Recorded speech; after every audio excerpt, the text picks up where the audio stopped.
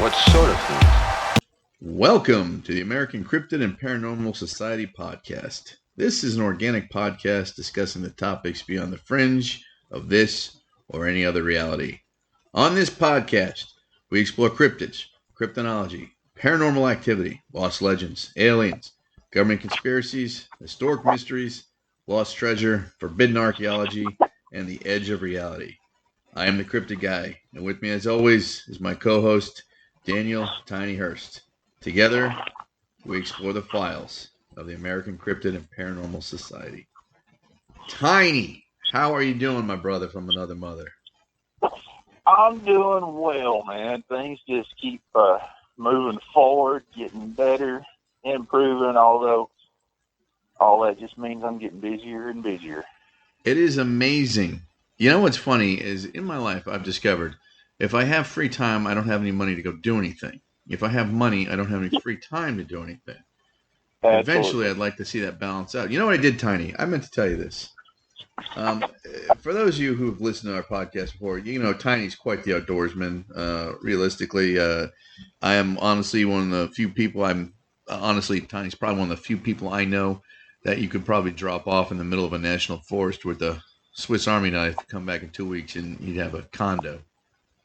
So, you know what I went and did, Tiny? I bought a fishing pole. Nice. I bought an ugly stick. It was like the one I had when I was a kid. And then I got a little nostalgic. So I was thinking about, when I used to fish with my dad, my grandfather. And I went on eBay and I found some old tackle boxes that were made in USA. They're all aluminum. Spent a couple bucks on them, but you know what? It just made me feel good because it was like I was kind of reliving a little bit of history. And then I think I spoke to you last night a little bit about us needing just to get some time just to drop some poles in the water, just drop some lines in the water, and then just go out and relax. And I think what we should do, and this is an idea I had, is maybe we do that and we just do a live podcast out in the middle of sticks with our fishing poles and my diet root beer, and we see where that goes. Just saying, throwing it out there. I think that'd be pretty fun myself. I'm always game to get out in the woods and get away from all this mess going on right now. But let me ask you, you said you bought an ugly stick, right? Yes, sir. Okay, well, listen, just do me a favor and be really careful with it. Don't whack me with it. I've already been whacked enough with them, and anybody that's seen pictures or anything like that knows. Just be careful. I can't take much more. You know, Tiny, you say that, but it's like every time I turn around or we're doing a paranormal event, for someone that is allegedly hit with the ugly stick, you seem to have all the ladies around you. So, my friends and listeners, I assure you that is not true. Tiny is far from been hit with an ugly stick. He's been hit with the come here. I need some big man loving stick is what I think you've been hit with. But that's just my thoughts on it. It's my southern charm. It is. Oh, you're a good looking guy, man. You know it. Plus, you're huge. So women, pushing 7 foot, man. A lot of people like that. People feel safe around Tiny. Let me just say that. Plus the paranormal abilities you have. So, I think you have powers, but that's just me. I just say that. It's all good until I get hungry. It's all good until you get hungry, then it's over. I still want you, me, and our other buddy Brandon to go to that all-you-can-eat buffet downtown, the steak place. I just want to go in there. I'll go in first. We say I need a table for 3, and I'll let you and the other guys show up. We'll sneak in. Hey, that's good. Now, I don't know if we've talked about this at all on the previous podcast, but, I've got a new job, and yes. I've been here probably 6 or 8 months now. And has it been that long already, Tiny? It has, yeah. Wow. I love it there. I like the people I work with. I love what I'm doing. I get to travel and see stuff. I had a Sasquatch incident while I was at work not long ago. This morning, I got a recording of a pack of coyotes hollering at me. But just to emphasize, part of the reason I love this job, all right, I have a great, great boss. He's probably the best one I've worked for, hands down. And part of the reason I say that is he just sold his house, and he's getting a very large payout. He done well. And he told us drivers, there's 3 of us right now, and we're down 2 people. If anybody, knows anybody wants to work, we're hiring. But he told us drivers, he said, look, when I sell my house and I get my cash in the bank, we are going to Priscilla's Steakhouse, and it's on me. You got to bring me, because that's where I want to go. That's the place we need to do some damage in there, man. I think I could starve myself for a day, maybe 2. That place is awesome. I love that place. You don't want to starve yourself, man. You got to eat more, stretch your stomach out. You starve yourself, your stomach shrinks and you can't eat as much. Yeah, but I've got the chubby genetics, so I'll be fine. I'm not worried about that. I'm not ever worried about my stomach shrinking. That's not the problem. It's the opposite. Well, you know what? I know you've been very happy there. I've known you a long time, and I've never seen you so happy with work. And you are, just from what you've told me, I've never met your boss, but he just sounds like an awesome guy. And it does make a big difference, because if we're gonna brag on bosses, my boss is awesome. I am very lucky to work where I work and have the boss I have. She's awesome. She's just finishing up her doctorate too. So I mean, she's as busy as she is. She's got time to run the show at my place of business, raise a family, and she's just one of the nicest people you ever met. Brilliant person, and she believes in the paranormal. So that's a plus too. The whole family. Her husband's a great guy. He's a nice guy. Kid's a real nice kid. They're just really good people. Very lucky to have her as a boss. And it makes a big difference when you're working and you like the people you work with. I mean, I look forward to going to work, and I know you do too. And then I think that makes a huge difference in people's lives. Like if you look forward to going to work, like I wake up in the morning, I'm like, oh, okay, good, I get to go to work. It's better than dreading it. You know what I mean? So absolutely, I think we've both been very lucky in that aspect. So Tiny, there's a few things that kind of been happening around that I think you and I need to address. We sent out Chapter 13, and apparently we offended someone, and we might have said something that someone didn't agree with when it came to COVID. Now, I'm not sure what exactly we said that was offensive, but from the bottom of American Cryptid and Paranormal Society's heart, I want to apologize to YouTube for Chapter 13. We didn't mean to offend anyone. We never knowingly spoke against any safety protocols regarding any medical advice, and we never would. And I just want to take this time right now in the start to just apologize if we did seem that way. But I don't remember doing it. I don't remember hearing it in the podcast. But obviously we did something because it triggered something to have Chapter 13 pulled off. And we have worked extensively hard to make sure we're family friendly, we're cryptid friendly. We don't use foul language. Everything we talk about is researched. We don't make stuff up. We don't judge other people. I think even our guests that we have on are very credible. And I think you and I work very hard to do that. And if we did do something that was seen as offensive, I just want to yet again apologize. And I know you feel the same way, Tina. Would you like to chime in on that? Yeah, absolutely. Yeah, we don't want to offend anybody. We try really hard to steer away from those type of opinions, which is, it is kind of difficult. But I think really in this case, it was probably just a bot kicked out of words. Those algorithms, they're unforgiving. Well, so, yeah, but even then, even so, if it was to the point where they had to take our show down, I still, I just want to apologize for us, because that's something I never want us to have to deal with again. Because it's actually, it's embarrassing too. I don't ever want to have to say, oh yeah, our show got pulled. That kind of sucks. But, I understand the point of the view from both the Fox and the Hound in this issue. Us being the Hound, most of the time now we're the Fox on this. So, it is what it is. And like I said, I just want to apologize again if we were offensive or we said something that was considered derogatory against any kind of medical advice. We don't give medical advice. We're not doctors. We're not remotely qualified to do anything like that. And I don't think we ever would. I know I never would. I know Tiny never would. I don't think anyone we were associated ever would. But obviously something was said and that algorithm, as Tiny said, picked it up. And I just want to apologize to anyone for that. That said, Tiny, we're doing a new segment we call our shout-outs. Would you like to start? Well, as always, I got to give a shout out to our friend over at the Dueling Piano Bar. The man, the myth, the legend. 22 North Market Street, downtown Asheville.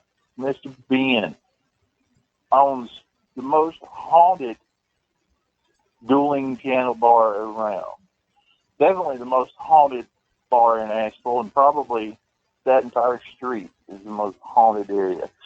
But, you know, he just got the okay, open back up full time. He's open all of his normal hours now. So Really? And what do you know what those hours are? Is he back? Is he just doing the weekends, Friday and Saturday, or is he doing the whole no, week? it's Wednesday through Saturday, and he's open till 2 a.m. And if I'm not mistaken, he opens at 7. But I'm not. I think it is 7. 100%. I'm pretty sure it is 7. Because I was So there Tuesday. Got to check the website at offthewagonrocks.com. Well, you know what? That is awesome. And if anyone deserves to be successful and have their business back the way it was prior to COVID, it's Ben. Ben is an awesome guy, just the nicest guy in the world. And honestly, I can say this. I'm downtown every weekend, and I can tell you that his bar is probably one of the best places to hang out. He's just a nice guy, and we send a lot of our friends there. Someone else we want to give a shout out to is the one, the only Shelly Wright with Nevermore Mystical Arts. If you need any kind of supernatural, what should we say? What would we call them? Supernatural or paranormal wares. Shelly's the person to get them from. She's a potions master. She's a spell work expert. And you can get her at nevermoremysticalarts@gmail.com. Once more, that is nevermoremysticalarts@gmail.com. Shelly is one of the coolest people you ever meet. She has been gifted by God, in my opinion, in the supernatural and paranormal realm where she can see and feel things. And she has helped us out many, many times. And she has never asked us for a cent. And she is just one of the coolest people around. And in this line of, well, I guess we could say business. Is that what we call it, Tiny? I hate saying that, but what else can you call it? This paranormal thing of ours, what we do. It's rare to meet someone you can trust. That's not trying to do something. And Shelly is just one of the nicest people in the world. So if anyone needs any kind of anything, potions, candles, sage, anything, again, you can get her. Her name's Shelly Wright, and it's at nevermoremysticalarts@gmail.com. And let's one more shout out for me, and then Tiny's got one more. We want to give a shout out to Haunted Asheville. Haunted Asheville, the best and oldest paranormal tour in the city of Asheville. You can take tours pretty much every night of the week. I myself do the tour Tuesday night at 8, Friday night at 9, and Saturday night at 9. So you can book on mine. Those are the times I'm at. Cryptid Guy give you a whole lowdown on the city of Asheville and its haunted beginnings. And Tiny also does guest appearances, and he does the tours too, so you can check the website for that. I believe it's hauntedasheville.com. That is Joshua P. Warren's original tour, Haunted Asheville. Tiny, you got one more shout out? I do. I've got a shout out to my friend Brooke Huntley, and she is a graphic designer, and she creates T-shirts, stickers, mugs, pretty much anything you want. She's great at it. She's reasonable, and I definitely suggest checking her out. I've got stuff all over my car all of a sudden because of her. Oh, that's right. And, no, those came out great, man. Those stickers. Now, she makes those individually, right? Absolutely, yeah. Yeah, these can come off a machine. Like these are nice. Those are real nice. Yes, they're all custom designed. Like I say, she can do T-shirts, cups, cars, whatever. And you can check her out at www.designsbyhuntley.bigcartel.com. That's a big one. Why don't you say that one again? Yep. I think that's pretty much it. But she does great work. I definitely suggest taking her out for all of her needs. Well, I tell you what, we've got one more that we were very lucky to get this week. The old Cryptid Guy here got a phone call earlier this week from a gentleman that runs the Bigfoot Festival in North Carolina, and I don't have permission to use his name, but he's a good friend of ours. And Tiny and I will be not only there with T-shirts and a few other things at our booth, but we will there be discussing our research and our thoughts on cryptid phenomena, specifically the big hairy guy himself, Mr. Squatch. The Bigfoot Festival is this September 18th, 2021, and it's a Saturday. I think it probably starts around 8 in the morning. I'm not sure on that. We'll be giving more details later, but Tiny and I will both be there. You can come meet us, talk to us, ask us questions. Like I said, we'll be selling T-shirts, and I sell some quartz and a few other things. We'll also be donating part of our booth space to Foothills Community School in Marion, North Carolina. It's a STEM school, and they're very much into environmental causes, and they're big believers in cryptids. So we're going to donate some space to them and let them sell some of their stuff there to help them out with their needs and fiscal issues. And hopefully the one and only Shelly D. Wright will be in that booth with us too. So everyone will be able to get to meet us all. You'll meet the whole gang. I'll be there, Tiny will be there, Shelly will be there. We'll have hopefully some of the teachers and staff from Foothills Community School be there helping sell some stuff to raise money for the kids' needs. And everything that you buy that helps the school 100% goes to the school. So we're not charging anyone anything for helping them out. We're just doing that because it's a good cause and they're a great school and they're a great group of people. And I know Tiny, when people meet Tiny, here's what's going to happen. And Tiny knows it, and he's going to laugh at me when I say this. I'll be standing there, and everyone's going to be talking to Tiny. Tiny, can we get our picture taken with you?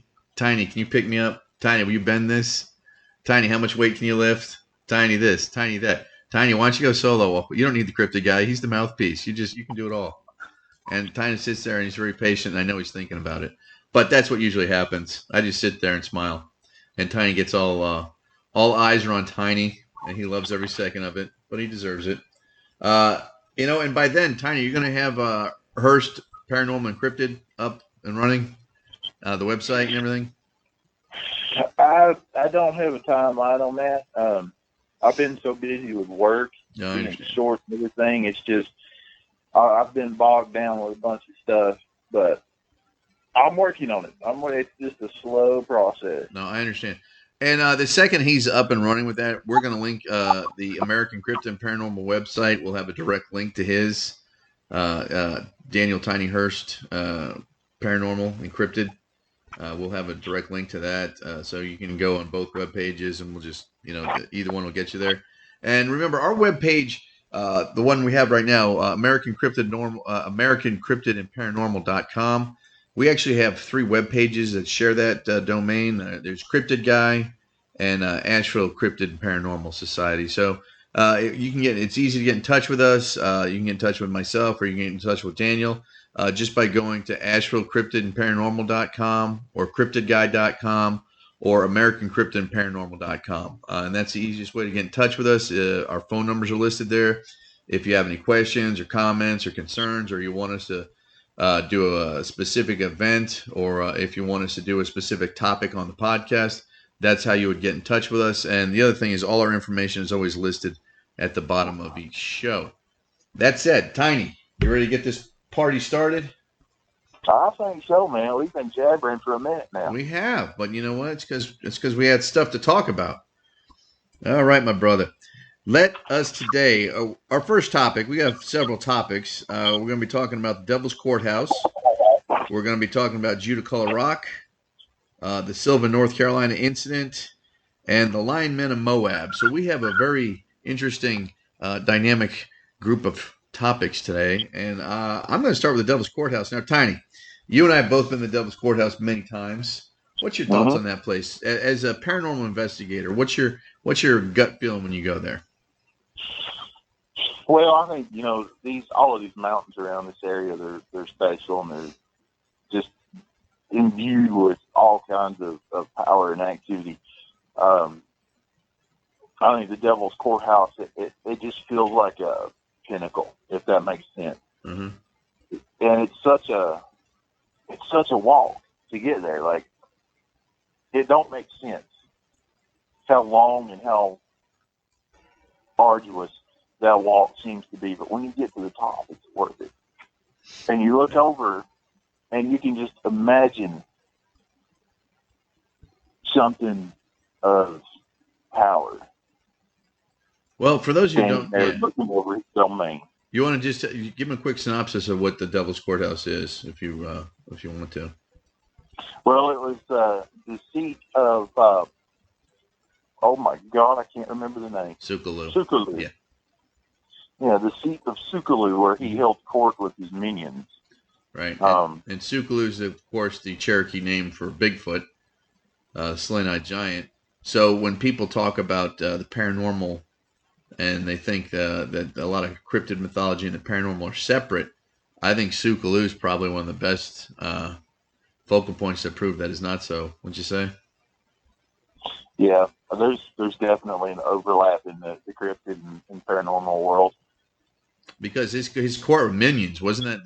Don't they talk about little people, puckwudgies, other forest creatures and entities? So I mean, it wasn't just Bigfoot; it was the whole gamut, shall we say, of forest cryptids. And I've actually heard that he had supernatural powers, this, that, and other stuff. So he's definitely one of those that would cross over into that realm where the cryptid and the paranormal kind of bleed into one. But Tiny, you said when you would be there, when was the last time you were there? It's been a little while now. Is that the time? Was that when you and I went, or was there? Didn't you go after that too? I can't remember. No, I think it was the last time we were there. All right. So the last time we were there, we went off trail a little bit. Big surprise there. And if memory serves, we found many rock formations. Now, they might have been put there by other people, but we don't know. I'm not saying they weren't, but there was a lot of rock stacking going on. You remember those? I do, yeah. It was a very, very strange area. So it makes me wonder if there's still being, that whole system is still being used by cryptids today. It would not surprise me. I mean, we get a lot of Bigfoot reports in that area. And the way they have that set up, I mean, there could be 10 or 12 Bigfoot sleeping under there during the day when everyone's there, and no one would even know it. So, I mean, it's not easy to gain access to that cave system. You'd actually have to probably, I can't even think of another way down there. You'd probably have to rappel down there, wouldn't you? Or helicopter or something. I mean, I don't even know how you'd get up there. Yeah, you would have to rappel. I mean, it would need to be a seasoned climber, I would imagine. Yeah, I mean, I don't know. I wouldn't attempt it, and we're not recommending anyone do it. But it's one of those places. It's just it would definitely have to have the abilities of a Bigfoot or a Dogman to get up in there, or some other cryptid, because just the sheer height of the wall and the cliff is just kind of impressive. The whole area, I agree with you. The whole area, just to me, is it's almost. I think the word magic kind of kicks in for me, because that whole area just seems magical in nature to me. But and if you think about it, we're talking about, when we're talking about rappelling and things like that, we're talking about a cave that's supposed to be there on the side. Mm-hmm. And if you think about that, we're talking about rappelling down to it, but we've also talked a little bit about, cave systems and stuff. They could come up from another cave system and, use that like a window, so to speak. Oh, exactly. Well, the other thing is, how many times have we both heard stories about creatures walking like to the side of a mountain or something like that and then disappearing? And then, when you look around a little bit more, you see there's like this massive boulder in front of a cave entrance. So you never know. Mm-hmm. I mean, it's very, the cryptid cave theory system, I agree with that. I still think that's real. I'll never not think that is a main travel route. It's in the Native American folklore. Again, the Cherokee talked about, these things going underground. So, I just think that's probably what they do. Whether or not whether or not the Devil's Courthouse is an opening for it or not, I don't know. I'd like to think that it probably is, but hopefully we'll find out one day. One day we will know. Yeah, I think we should probably go check that. That's another place we need to go check out again. So we haven't been out there for a while. See how that's doing out there. I missed the Parkway. We haven't been on the Parkway in a while, have we? No. Well, I was up there not long ago, but for a whole different reason. Yeah, definitely. And a lot of people think, Tiny, that the Devil's Courthouse is related to one of my favorite spots in Silva, North Carolina, or I'm sorry, in Colwee, and that's Judicola Rock. Now, Judicola Rock is considered the oldest. What is it? 14,000 years old? Is that what that was? Yeah, I believe so. Something. Don't quote us on that. I could be wrong. I don't have my notes in front of me. I'm just going off my memory. But it's carved depictions, and from what I understand, the depictions have never fully been translated. Now, isn't that true? As far as I know, yes. There's just depictions, and they say that there's possible as a star map. There's a possibility it was a lost language. The pictographs, they're just not sure. But a lot of people think that Judicola Rock is connected to the Devil's Courthouse because of Sukaloo. There's folklore and mythos that say Sukaloo actually is responsible for Judicola Rock. Have you ever been there, Tiny? I have not. That's one of the few places I hadn't been, but I've heard that it's basically been destroyed by people. Well, it's not as big as it used to be. I'm trying to think when it came into. People usually, yeah. It's soapstone, and it's known for its ancient carvings and pictographs, and it's in Jackson County. Now, I've been there. It was right down the street from Western Carolina University. And when I was finishing up my master's there, I would go there every couple of weeks just to go check it out. And I'd take a bunch of pictures. And it has substantially shrunk from the original pictures. If you Google it, the first picture was taken by, I guess the guy's name is Larry W. Mull. He was the one taking the picture. And what they did is you'll see that there's all this white depictions, and it looks like it's, that's the way they did it. What they did is they actually poured flour on top of the rock and brushed it all in. So that's actually flour. That's why it stands out so well. That's actually flour. But if you look at Judicola Rock today, there's a lot of it missing. There really is. It's sad. From somebody that's never been there, and you have, what did it feel like when you were there? Now, to me, and this is going to sound weird, but to me, it was very peaceful for me. It was like, because it's sacred, it's sacred to the Native Americans, man, and I respect that. Yeah. So that's how I look at it. But I don't know. To me, it was very peaceful. It was just very peaceful. It's like almost like a sanctuary. It's just, every time I go there, it's very comfortable. They've got a nice little walkway around it, and they've got pictographs being explained, and there's things that the Parks Department have put up. And I believe the Cherokee Cherokee Nation still owns it. I don't want to get that wrong, but I believe they still own it because there's signs and things like that. But it's definitely very peaceful, in my opinion. I could see it at one point in time if you weren't. What's the words I'm looking here for? If you weren't open to that mindset that it's a place of nature and mystery, that where it could probably be at night on a full moon, it'd probably be terrifying because it is out in the middle of a field. I mean, there's a dirt road, and then boom, there it is. So it's one of those things, but it's a marvel. I mean, it's incredible. It's 14,000-year-old carved soapstone, and no one knows who did it or what it really says. And it's just cool because it's been tied in with the cryptids so many times. You never know what it is. Yeah, I mean, you never know. I mean, it's just one of those things you got to go off your gut. I personally think it's a story. I think it's depictions of a story. Yeah, well, that would make sense.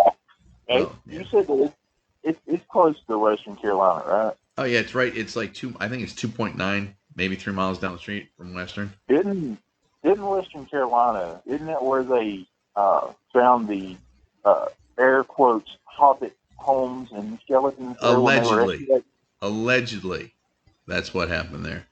Um, there's places in Western Carolina that are allegedly haunted, and I say allegedly because I don't know. I've never checked it out, but apparently Western Carolina, a lot of stuff happened in that area.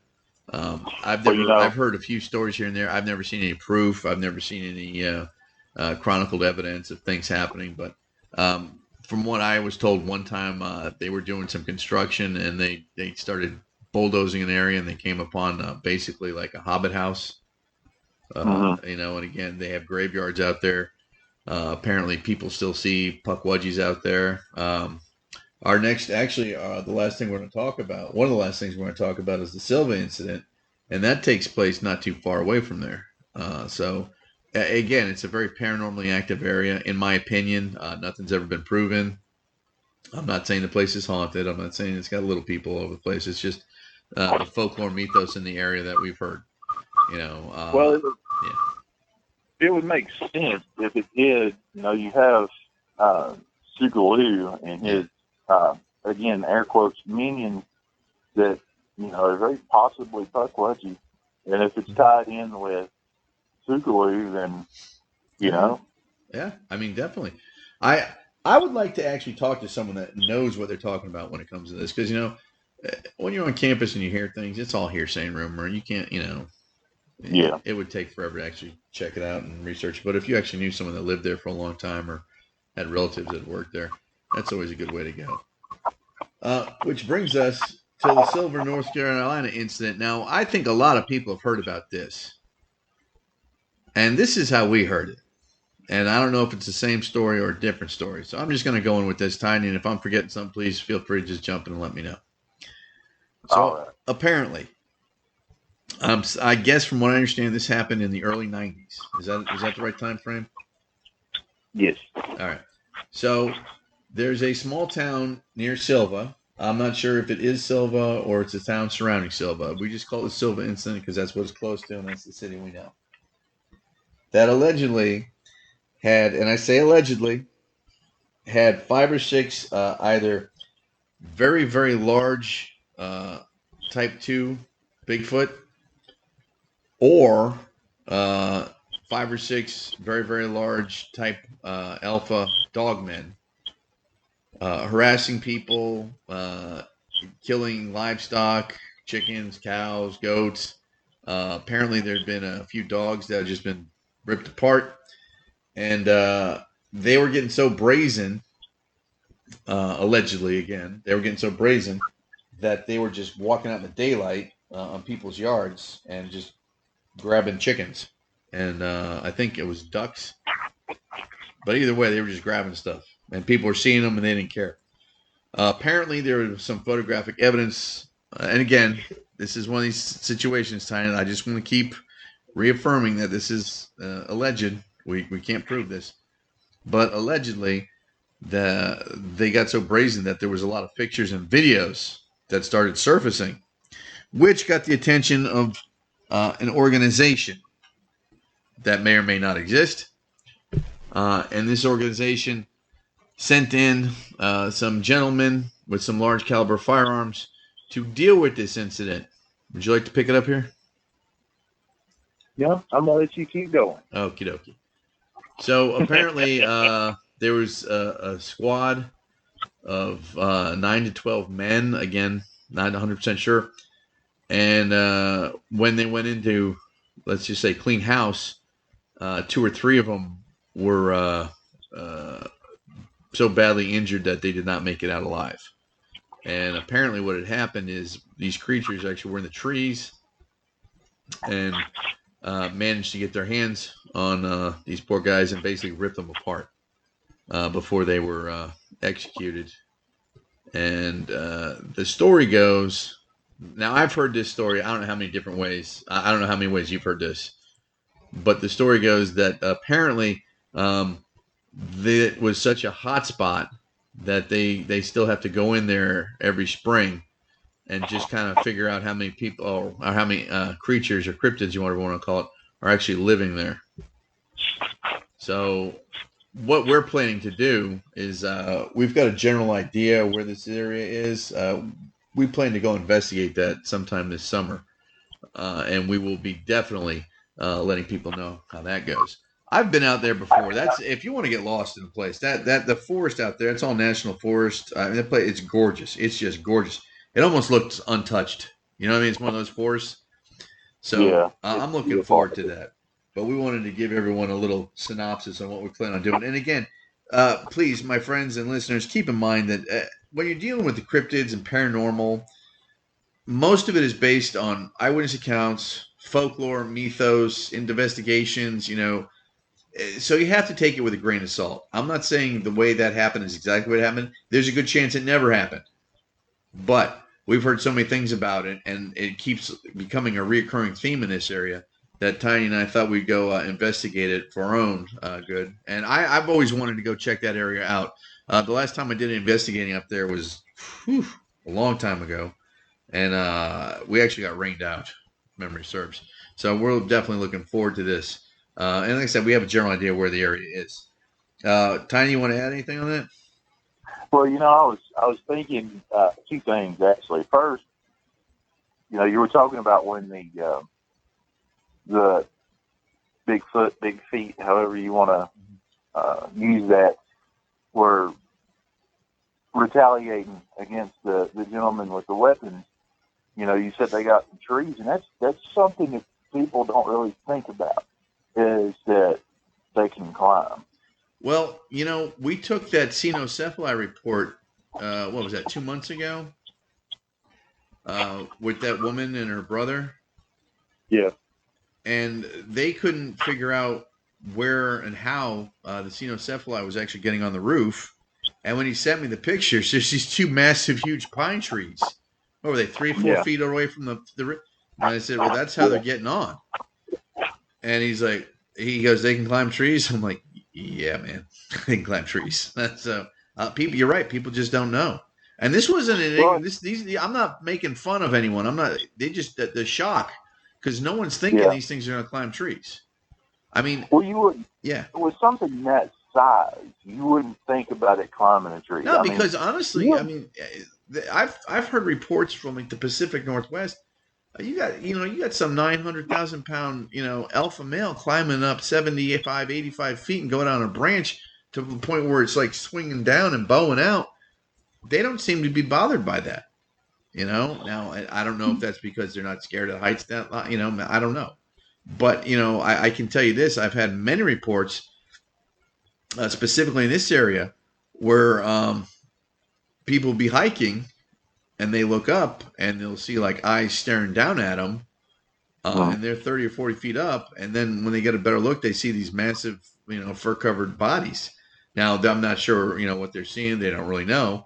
They get out of there pretty quick, but they're usually just left alone. So my question is, are they sentries for the other troops sleeping, or, how do they do that? Or are they just more comfortable moving from tree to tree? If they're North American primates or Sasquatch, I mean, they're going to be just as comfortable in the trees as they are on the ground. And as far as the cynocephaly, I mean, just from the way they're built, between the strength they have in the claws and, the way they have the digitigrade foot pattern, I probably don't think it's even an issue for them to go in the trees. They're probably very comfortable there. And I think that's what happens when they see all these, when people say, oh, these footprints were in the forest and they just disappeared. Well, they probably went in a tree. That's always the way I've looked at it. But, that's a great point, Tiny, because really, honestly, how many times have you talked to people and you've had to explain that to them, and then their face, it's like a light bulb clicks on? Because you're right. Yeah, they're not thinking the size of that creature is going to allow for that kind of travel. I couldn't imagine walking through the forest and, hearing a rustle above me and looking up and seeing a 9-foot ape man looking at me. It'd be terrifying. Yeah. And, I saw one in a tree when I was a kid where I grew up. Yeah, that's right. but it was, you know, it was at a real distance, and all I could see was the silhouette of what looked like a really large man. And, you know, of course, by the time I found binoculars, it was gone. But I didn't think about that. You know, I called it a gargoyle for years until a couple of years ago, me and you were actually talking about that, and that light bulb went off. That's when I had that light bulb moment. Well, the other thing that's funny is you say that, like, I remember telling you when I was camping in New England, when I graduated high school, and I just disappeared. And I went up to that one place in the White Mountains, and there was footprints around my tent. Mm-hmm. I never thought about this, but I always thought it just took off back into the woods.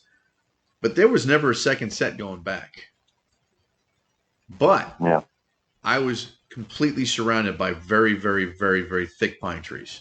Like they were everywhere. So I'm wondering nowadays if it just climbed up a pine tree and just went from branch. I mean, or just maybe it stayed there. I don't know.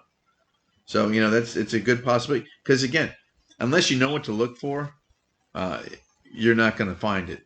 Yeah, I remember you and I were doing an investigation, and we found a lot of sign, a lot of glyphs, a lot of friction burns on branches. There were some 7 or 8 inch branches just snapped, and you could tell they were fresh. And it just looked like everything just went into basically a bunch of trees. You know, and I still think that's what happened because you could actually see some kind of claw marks about 15, 16 feet up. Is that the same area that we saw that footprint that Yes. basically jumped off the side of the cliff and then broken trees in a line? Yeah, exactly. And that's the other thing. And then there was the other area, and I don't want to say it wrong because I always forget, but you'll know what I'm talking about. When we walked in, it looked like a war zone. That is what we have deemed as the haunted woods. The haunted woods, or the haunted forest, right? Yeah, the haunted forest. Part of that looked like they were almost. I know we've talked about this in the past, but we came upon this area. It looked like it was a war zone. I mean, there was trees broken off at like 10 feet high, and it looked like a hurricane went through this place. But there was footprints, there was cynocephaly tracks and Bigfoot tracks, and it looked like there was just some kind of brawl there. I mean, it was just insane. But there was parts of it where it looked like it happened in the trees. Mm-hmm. Yep. Because that's when we saw that, if you remember that on the way back, when we saw that, for lack of a better word, predator, or that predator, that disappearing thing, that was also in the tree when we were coming back. Well, 2 things about that. We fought with ourselves trying to decide if all of these, high broken trees, it may have been some sort of wind from a storm or something done it, but it would have had to have been focused because it was a trail of broken stuff. It wasn't a small trail. It went on for a couple miles. It wasn't, and it wasn't just there. It was constant. It wasn't, it did. It looked like a hurricane came blowing through. Yeah. But and the predator incident that you're talking about, I've been seeing much more chatter about that. There's more of that happening, just so you know. Well, we researched the heck out of that, and I am almost convinced that had to have been someone in one of those, what do they call them, mirage suits, or, it's just there's no other, because it wasn't like massive, it was a little bigger than me, but it wasn't as big as you. So, you're talking about somewhere between 6 foot and, 7 foot. But it wasn't as wide either. So, I mean, I don't know, man. I just don't know. To this day, that's still, and then when everything started deleting on the cameras and that was just insanity. I'd never even heard of that till we went through it. I mean, that was just craziness. Total craziness. But, that's what research and getting out in the field is all about. Because if you don't do it, you're not going to have these things happen.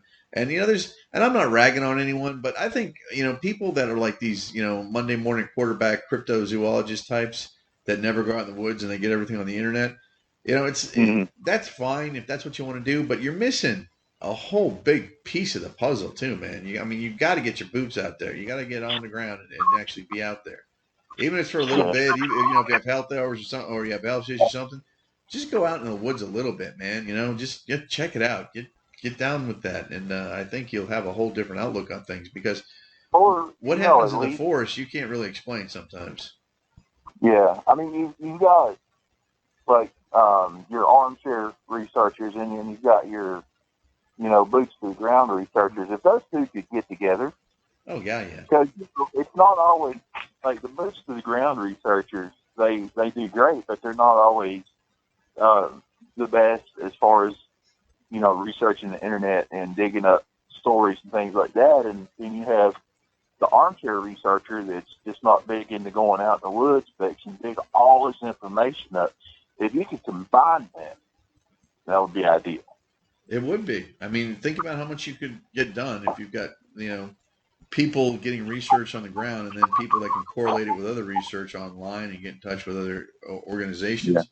And that's we've been trying to get stuff like that done for years, and it's just unfortunately, things happen, or I don't even want to say egos get involved because I don't think we even have an issue where we've had to deal with anyone that just got kind of egotistical. I think it's just sometimes it's timing or other things happen.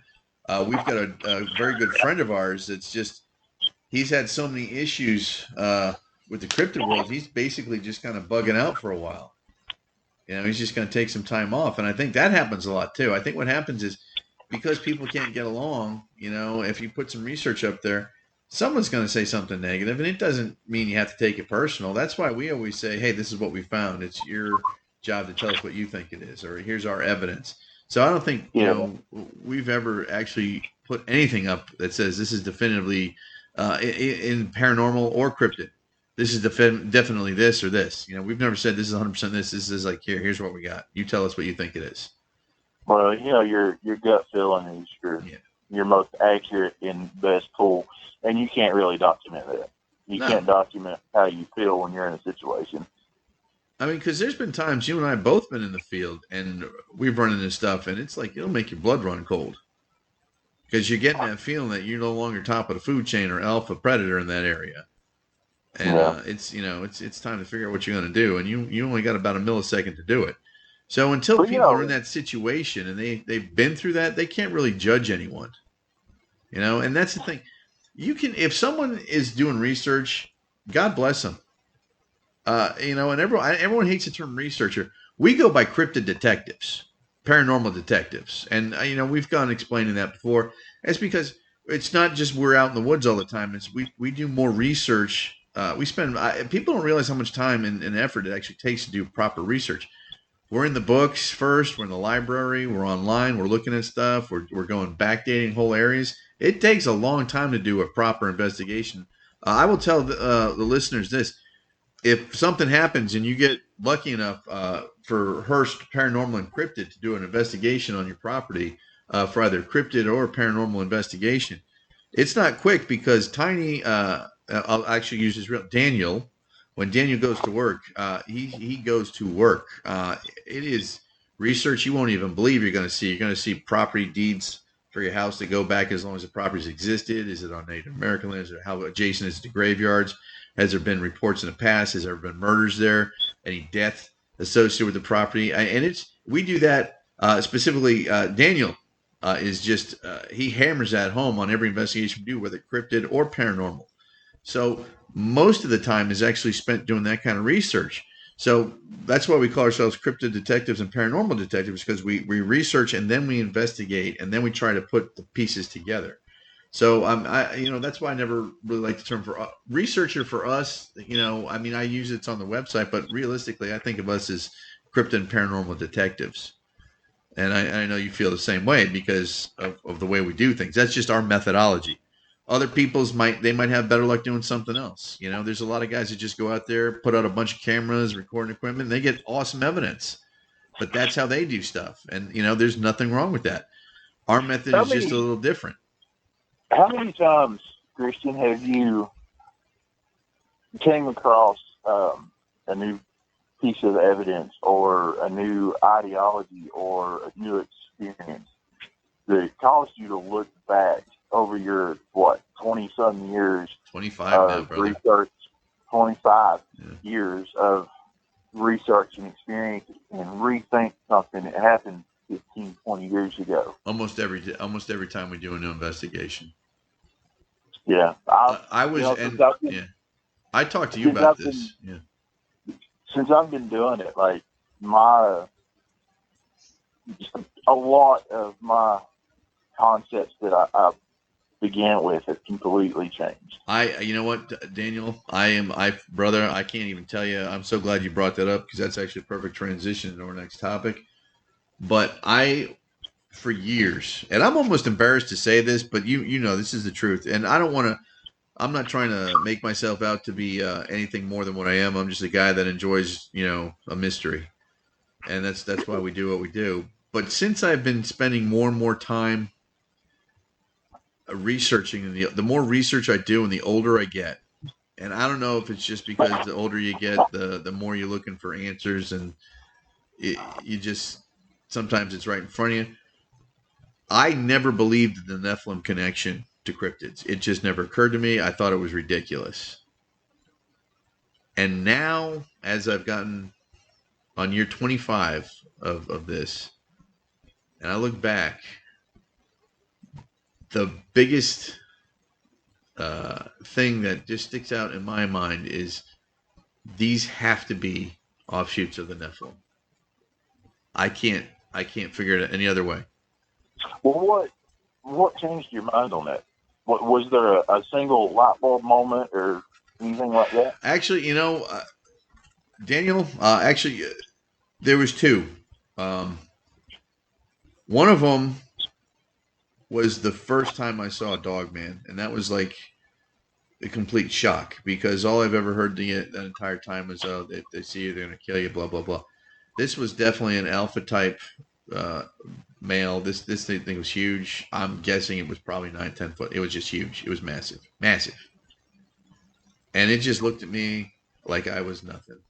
I wasn't going to bother with it. I mean, it wasn't going to bother with me. Nothing. If it had been a bloodvicious, or a bloodthirsty, vicious killer, it didn't matter, dude. I was only doing like 7 miles, 8 miles an hour around that corner when I saw it. It could have just stood up, jumped up, picked my car up, and thrown it down the hill, and just ripped me and my wife apart. Could have done no problem. You were in the wife's car, right? Yeah, we were in the Fit. Yeah. Yeah. That thing's small enough. It could have just tucked it under its arm and took off. I mean, the size of this thing. I mean, this thing makes you look small. Now that was something that started making me think, because when I looked into this thing's eyes, I had a whole different perspective. Like, it wasn't just a blank killing machine. You could tell there was something going on in there. Does that make sense? Yeah.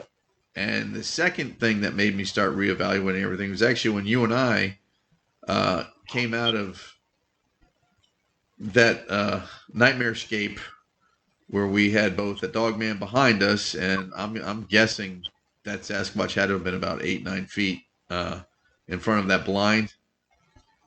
But again, that's what made me think that this, I've always heard, they're bloodthirsty killers, blah, blah, blah. That thing gave us a warning shot. And by say warning shot, that growl that thing gave us, that shook my chest to the point where it actually knocked phlegm out. Not trying to be gross, but that's how powerful that thing was. That thing was just warning us. It was I honestly think it was just I think it was just treating us, it was giving us a fair shot to get out of there. Yeah. And to me, that shows some kind of different intelligence. It's got to be, I mean, there's such a human element in it, and that I hate saying that because for years I just said, no, these are offshoots of either direwolf or Gigantopithecus. There's no way they're related to, you can't tell me there's human DNA in this. That's ridiculous, blah, blah, blah. But the older I get, the more research I get, the more people I talk to that I trust, like, you and then some of our other friends that have been doing this for a long time. And then, I mean, we've got a friend of ours that's been doing this, 60-something years? Yeah. And, forever. He's convinced they're Nephilim too. And it's just, the longer I do this, man, it's like again, not to sidetrack here, but I've been, I guess I've been getting more into my religion as I get older. I know that sounds probably corny, but it's true, and especially doing the paranormal investigations and things like that. Yeah, and for me, it's increased my faith. I don't know about you. But it's the more and the longer I do this, it gives me more faith in my religion. And when you do that, and you start reading the Bible more. I mean, you start reading about, you know, basically the corruption of all the flesh on earth by the fallen ones. So, you know, and it even says about, you know, there was giants then and now there's giants now. So they never got rid of every one of them. So what's to say that the giants didn't evolve into what we're dealing with now? All right. You know, and But like, you know, and yeah. that was if they have Nephilim blood Mm-hmm. in them. I mean, I don't think it would be too far fetched to think that they still have some sort of divine abilities, and that could explain the paranormal connection. Well, you know, and again, I'm not. You know how I feel about that. I don't believe in the telecommunication, or not telecommunication. I'm sorry, the teleportation. I don't believe they just disappear and they go into nowhere. I've never believed that. That's still. I'm not. I still can't choke that down.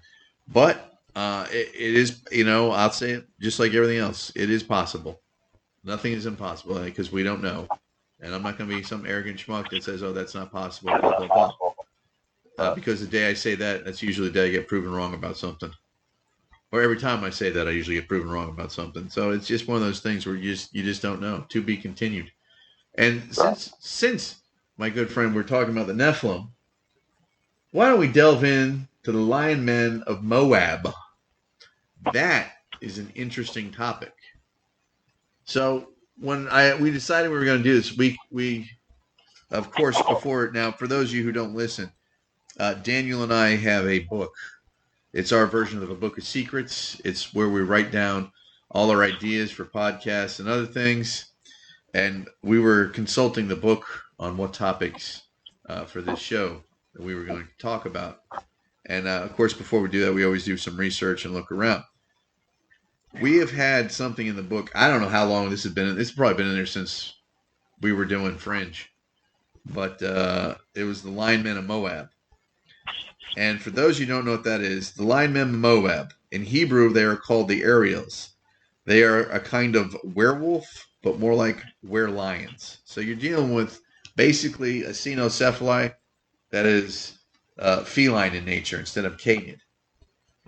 Now, when you start to research this, the first thing that pops up you're going to see is 2 Samuel 23:30 or 23:20. And it talks about the son of Jehoiada was a valiant man of Kazabazil and doer of great deeds. He struck down 2 Ariels of Moab. He also went down and struck down a lion in a pit on a day when snow had fallen. Now, Ariels are basically the Hebrew name for lion men or were-lions. And you know, it even talks about it in Chronicles. They are not in there a whole lot, but what they do say is pretty remarkable. And there's a part in this article I was reading, and it wasn't Gary Wayne. It was I'm not sure who wrote this one, but what he says is, were these creatures mere legends, or were they genetic hybrid remnants of a misgotten of the Watchers, or the misbegotten of the Watchers? So most of the research on the Lion Men of Moab directly correlates them with what? The Watchers, the fallen ones, you know, the daughters of Cain. And if you now you know one of my favorite authors, this guy I would love if we could get this guy on the show, I'd be dancing in the streets. Gary Wayne, the author of the Genesis 6 Conspiracy, and of course, guess who talks about this on different shows? Gary Wayne, the man, the myth, the legend. But he says that what he has done is he has basically gone over every part of the Bible that mentions. I mean, he goes into the, and forgive me if I don't pronounce this right, Tiny, but the Mahalios, the Sumerian legends discuss the ruthless lion man race, warriors showing no mercy, lion man warriors of ancient Babylon, and Akkad possess lion heads, men bodies, birds' feet, and identified with different genetic anomalies. And then you have, you ready for this? Then you have the lion men sculptures in Germany. And there's no accounting from where they even got that from, because there's nothing in their history or folklore even discusses that. So these the Egyptians had them. They recorded lion men with lion men heads and bodies, and they refer to Luxor. They refer to the offspring of the son of Ra as a powerful Egyptian god of war. Ma was an Egyptian word for lion, and they talk about lion man being called as the destroyer. Lion men were also considered warrior kings or offspring of powerful gods and angels, just as the Nephilim were. These lion men were surfaced at the time of David, and they were actually known as they actually helped out David and the mighty men in killing giants and the Raphaim and the descendants of the Nephilim. I mean, they're in Chronicles 1, 12-8. I mean, they are all over the place. And I think Gary Wayne, again, he just does the best job discussing Nephilim in general, but specifically when it comes to lion men. And what I did is I went and got my old school Holman Bible, the old Masonic Bible out. And you know how that works. It's got the dictionary with everything in there. Yeah. And, of course, it has the word lion, all right? And it's this is on page 103 in the beginning of the glossary. And it says lion, once profound in Palestine, and it gives, judges, and then symbol of strength in Genesis, righteous and bold as the lion in Proverbs. No lion shall be there in Isaiah. The devil as a roaring lion in Peter. Lion of the tribe of Judah, Revelations. All right? And then lion like men in Samuel 23 and on page 266. So it tells us. So what it correlates lion with is like power, strength, and all this other stuff. But then the last two basic definitions, it says lion, Revelations. See Revelations. And then it says lion like men. So it actually has this in a Bible that, this is the old version of the King James. This is from this Bible was printed in 1918. But it just kind of reaffirms that, these things were out there. Does that make sense? Yeah. And, not that a dog man isn't scary or anything, but a were-lion. That would be terrifying. Or were-cat of any kind. Yeah. That's terrifying. They're just, that'd be, to me, that's scary. I always think about is Thriller with Michael Jackson when he turned into that weirdo. Yeah. That. Now, and the other thing I wanted to talk about real quick is in the Genesis 6 conspiracy, and it talks more about, the fallen ones and who they basically mated with. And it always brings up the daughters of Cain. Like, he's always talking about the Cain's daughters, and there's always a connection with them. And basically, biblically undocumented transgressions by Cain's descendants are then summarily drafted in standard Christian theology as a source for evil and violence throughout the world. And thus they are seen as willing partners who help spawn the Nephilim, race of giants via the copulation, the degenerated daughters of Cain with the enlightened sons of Seth. And basically they're talking about the fallen ones here.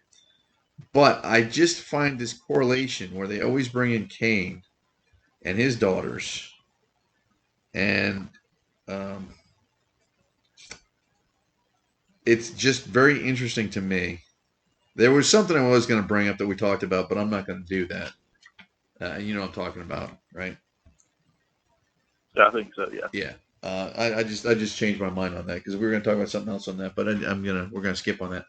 But what always I find interesting is it all goes back to the daughters of Cain. Now, why is that? I can never figure that out. Can you? No, not really. I think I can't hear about Cain though without thinking about and I don't even remember where I heard it. Cain and Abel. But it's all he killed his brother with a jawbone of an ass. Then he was martyred. Yeah. And then, But just because he was bad doesn't mean all his descendants were. That's kind of what they seem to be doing. well, you know that genetic, maybe. Well, I don't know. I just, again, what I would love, and this would, I think, be probably the greatest show we could ever have, is just to have Gary Wayne on for a couple episodes and just basically have him go through. For those of you who never bought it, and we've, like I said, we get nothing for this, one of the greatest reference books you can have is The Genesis 6 Conspiracy by Gary Wayne. This book is, I mean, it's just huge, but he goes over everything. I mean, there you will have no questions. It's 790. Actually, I think it's past 800 pages. It's 803 pages, Tiny. 803 pages, but it is worth it. And it's not very expensive. What was it? I think I paid $25 something for this, if that. Yeah, not too bad. It was $29.99, I think. But this book is awesome. I use it when we get any questions or there's things that we just run amok on, and I can't figure it out, and I can't find it in any of the Mooney works or any of the Native American folklore. I just start browsing through that real quick, and usually there's some kind of correlation with Gary Wayne. He's always one step ahead, man. The guy is brilliant, just brilliant. And, of course, I use the old Holman Bible, the old Masonic Holman Bible, as a reference because it's just awesome. It's got everything in there. It's got the Old Testament, New Testament, both glossaries, so translate. You can translate stuff, but it's also got a dictionary in there for pretty much every artifact or any person or creature mentioned in the Bible. So it's very handy to have. I always recommend people having that.